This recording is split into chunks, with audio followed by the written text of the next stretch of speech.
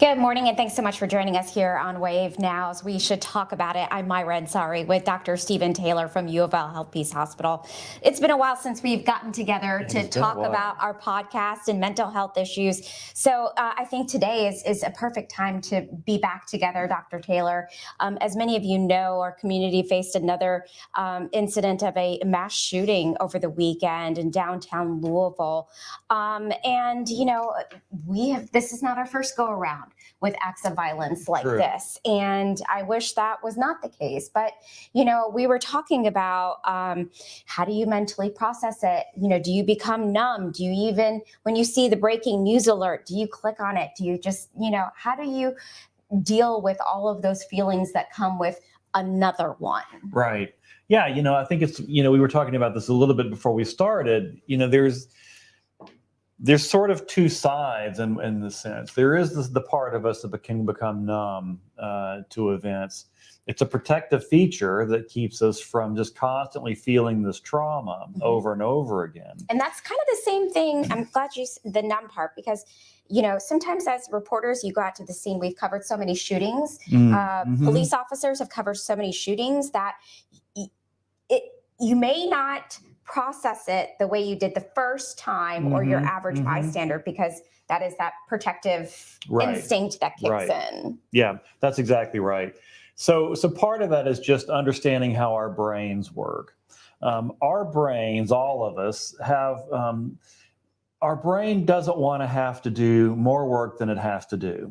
So it's always looking for kind of what it can take in and deal with that can become automatic and not have to think about. So let's just take a simple task like starting our cars. Okay.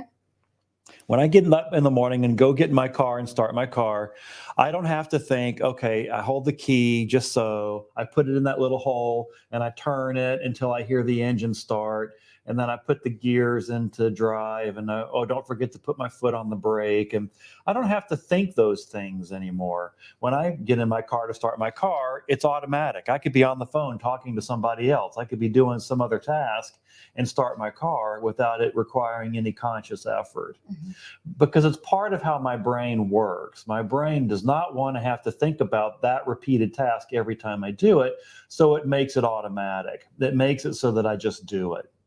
If I walk into a room that has a scented candle burning, I notice the scented candle immediately. Maybe I don't even like scented candles. So my nose is telling me either get out of the room or whatever. But if I stay in the room for a while, suddenly I stop noticing the smell of the scented candle. My brain, because this is a repeated thing that's happening over and over again, will say, just ignore that information. It's not like the candle quit smelling. True. It's just that my brain decided to stop taking that information in. Interesting. It just said, stop it. We're done with that. We're done with it. Move on.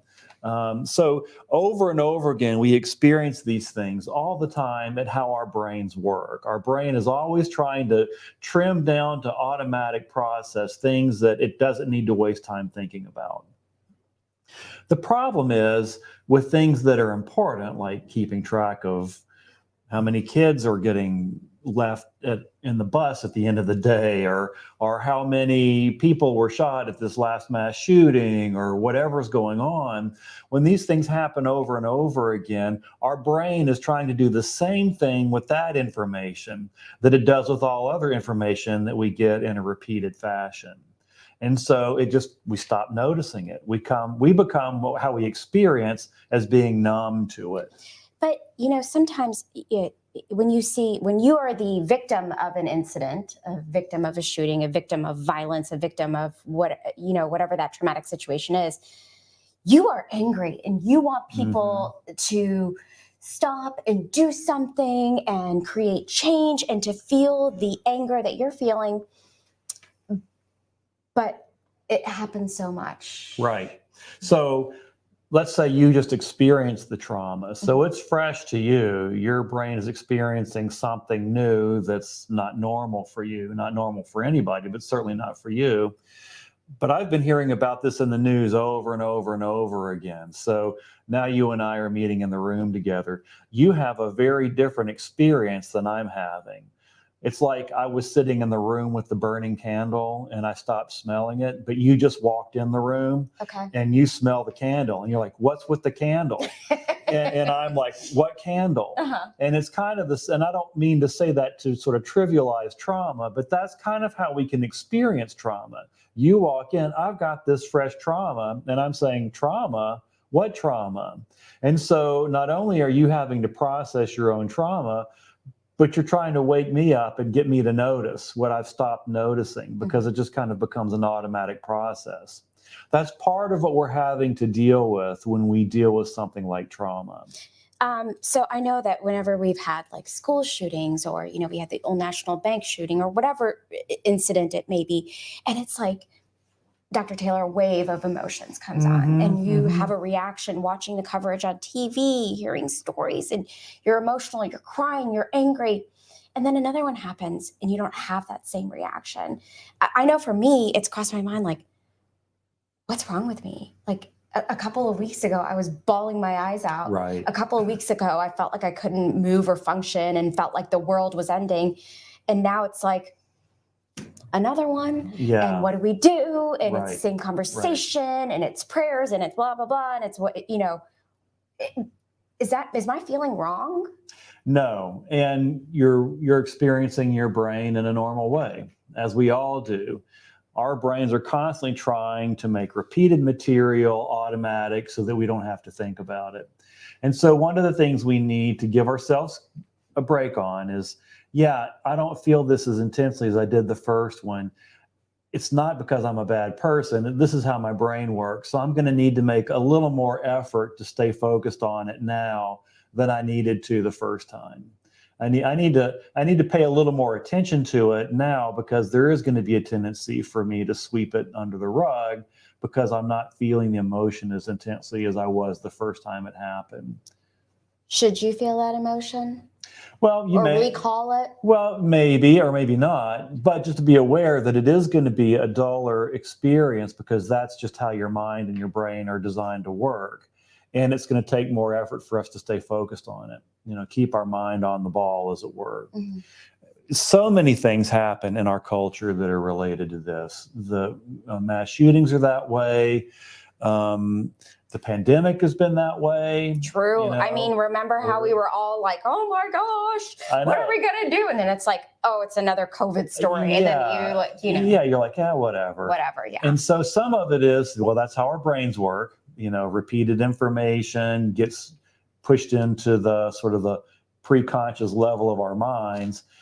And some of it is we need the bandwidth to do other things. And this is something that happens over and over and over again.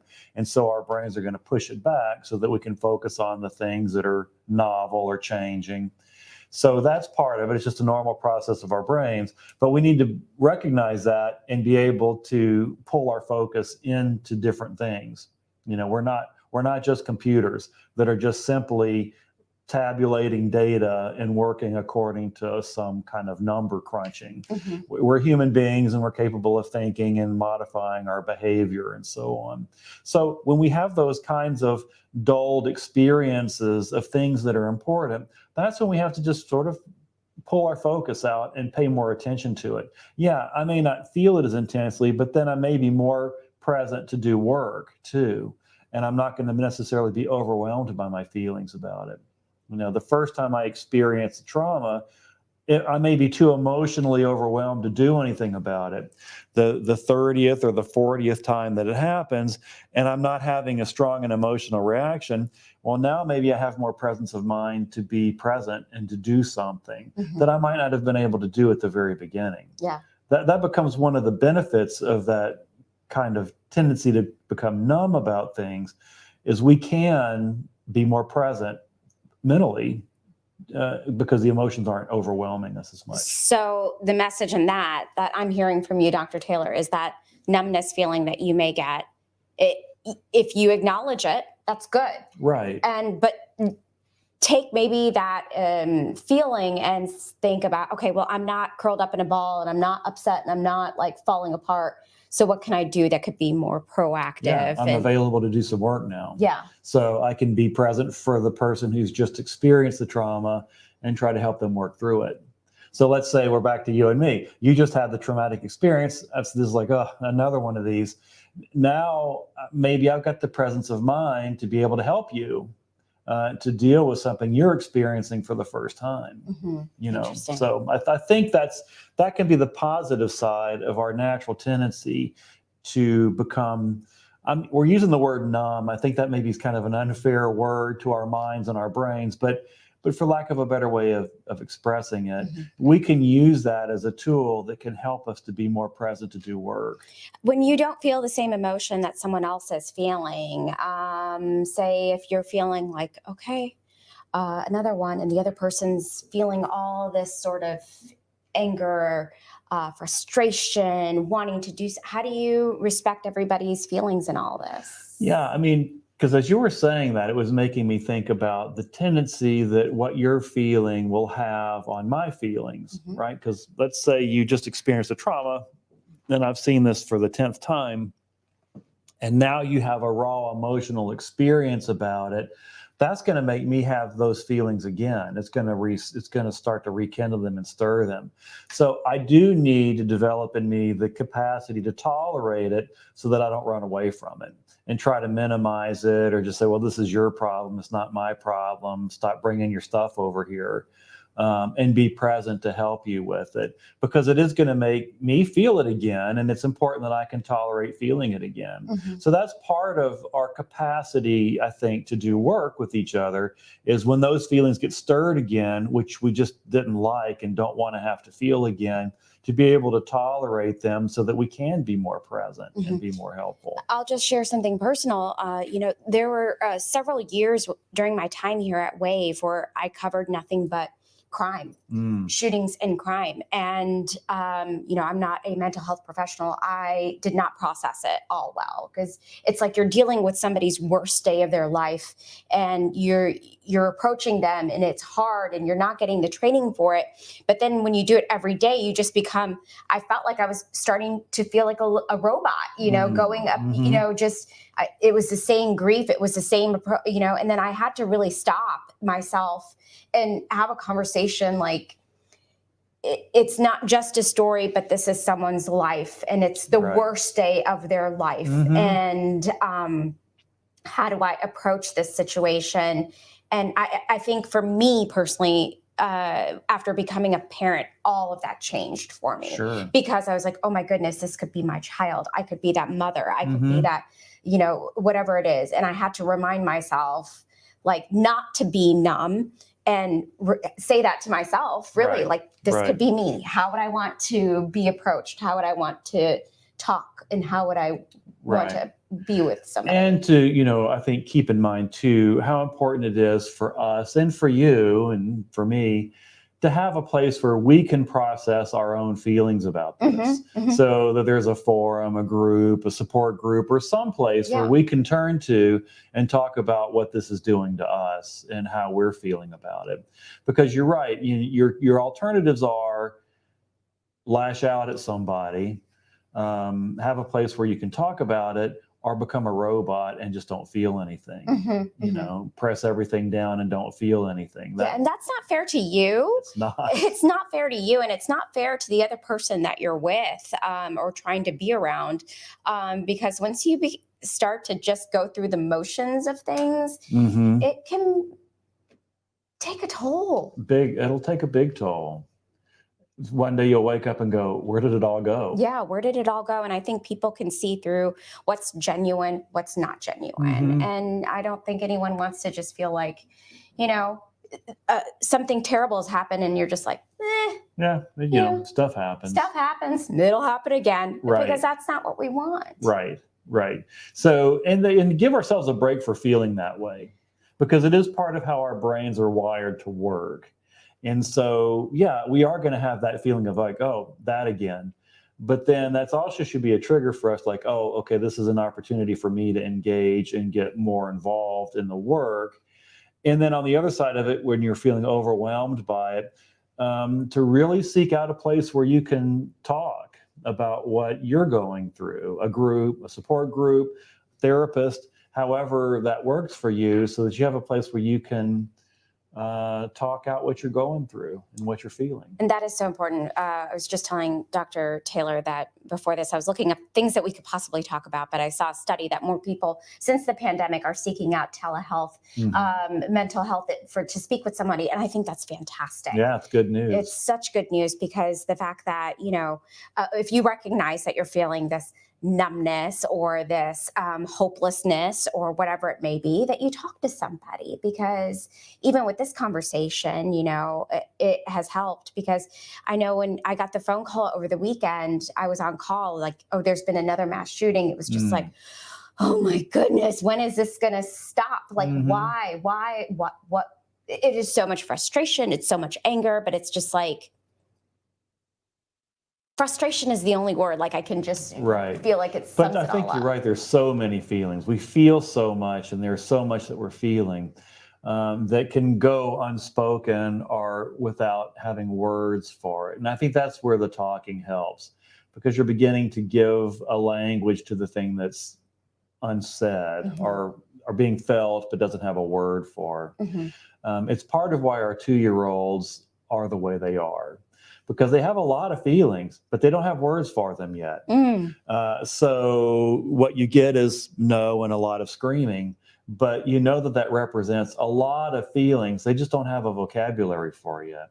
So if we give vocabulary and words to the things we feel, I think we're gonna feel a lot better in the long run. What does empathy do? What is empathy when we feel empathetic for someone, even though, it didn't happen to me, but I know someone out there is hurting and someone out there is grieving. Someone out there is planning a funeral that they were not expecting. Yeah. The thing we've been talking about, the feeling numb and becoming dull to what's going on around us. Empathy is one of those tools that can pull us out of that. I'm in the room where I've been smelling the candle and I don't smell it anymore. And you come in and you're like, oh my God, what was with this candle? What's with the pumpkin spice? It's not even, it's summer. Not even fall. Yeah, right. It's August. And then, if I can empathize, then I can pull myself out of my dullness that I've developed to that and experience your experience, at least to some degree. I'm not going to feel it exactly the same way you do. No. But it can kind of get me more into your experience and looking through your lens, and pull me out of my own state. That's true. And so empathy can do that for us. That's a way that we can draw ourselves into each other's experience. It does a lot of things. One of the things it does is it lets us recognize that we're different people. We have our own sets of ideas and feelings and thoughts. We're not all just extensions of each other. So it gives us that, but it also gives us an opportunity to be more subjectively connected to each other, because we can get each other's experience. If I don't know a group that's had a particular thing happen to them and it's not my experience, I still have the capacity to empathize with that group and can kind of get where they're coming from. I can kind of see where they're going. I'm a man, you're a woman. I don't know what it's like to be a woman, but I can get it if you're talking about your experience, because I can empathize with what you're going through and what you're talking about. The big word right there. Sometimes you say words that just I feel like I could blow it up. You want to grab it. Grab it. Capacity. We all have the capacity, right? It may not be what I feel. I'm not processing the way that you are, but hey, I can make some room and I can soak it in and be like, hey, let me listen and understand where you're coming from, why you're feeling that way. Exactly. And maybe that'll help with my numbness to get out of it. Yeah. It absolutely will. Yeah. I think capacity is an important word. I'm glad you kind of latched onto it, because it does make room for other people's experience, and that we can understand it and kind of get a sense of where people are coming from. All right. This was a good conversation. I was feeling really down after this weekend, and just, feeling that here we go again. And what do we do? Is it the same words that we're going to hear over and over again? And frustration, because nobody deserves to be a victim to something as horrific, regardless of what part of town it was, who it happened to. I don't care. It doesn't matter. Nobody deserves that.